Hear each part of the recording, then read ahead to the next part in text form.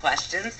Welcome. Thank you. How are you guys? Wonderful. How are you? Great, great. All right, so we just did this fantastic story about the big O and how it's overrated, maybe. And, it said that the study that was done in Ottawa, Canada, said that it makes people feel sexually inept and insecure if there's pressure to have this big fireworks fabulous explosion at the end. Yeah, no, it's true. I read this study, and it's 100% right. And so while being able to climax is great, and it's a gift, and it's wonderful, it's not necessary for a positive sexual interaction. What this study was saying was that really emotional connectedness and feeling physical pleasure and feeling like this is some intimacy the two of you are sharing actually is more important than the final outcome, which is not what we normally hear, but really is the truth. So men don't have to try as hard.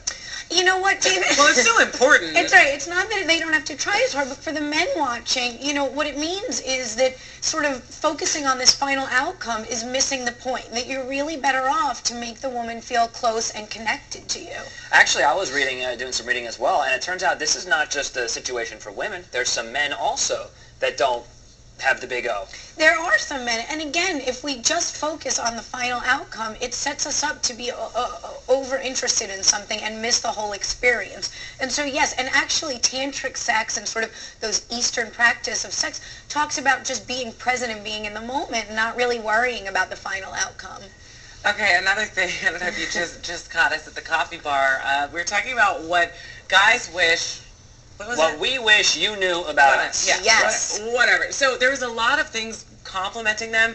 In your practice, do couples come in and the woman is just clueless? Because after that whole thing, I think I'm maybe clueless. Yeah, often. Kristen doesn't know anything about me. No. It's affecting our professional relationship. Totally, because I think that what happens is guys are not necessarily taught to ask for what they want or to be sensitive or that it's okay. And so women take things for granted, like they want to be told they're handsome, they want to be told they're appreciated, and like Nick on your Facebook said, they want to be told what's really going on. Yeah, no, I think that it happens all the time. That is the big one. That is one of the big ones. Just tell us what the deal is. We're not going to read your mind. Right. Fine does not mean fine, and nothing does not mean nothing for women. That's right, and you guys just want to know. Yeah, we just want to know. Speaking of telling, we touched on this last week off camera, and I promised you I'd bring it back up. Should you ever ask your significant other how many people they've slept with? Oh, it's such a good question. I don't think so, because in case you saved virginity until marriage and you guys are the only one, their history is really unimportant, and rarely is the answer, whether it's 1 or 100, going to make you feel good, and it's not relevant to the overall relationship. So I think that's one of those things better left untouched. But you can certainly ask them how many people they've slept with since they've been dating you. Well, absolutely, Dave. Get to the bottom line. That's right. Important clarification. Oh my gosh, it took me a second.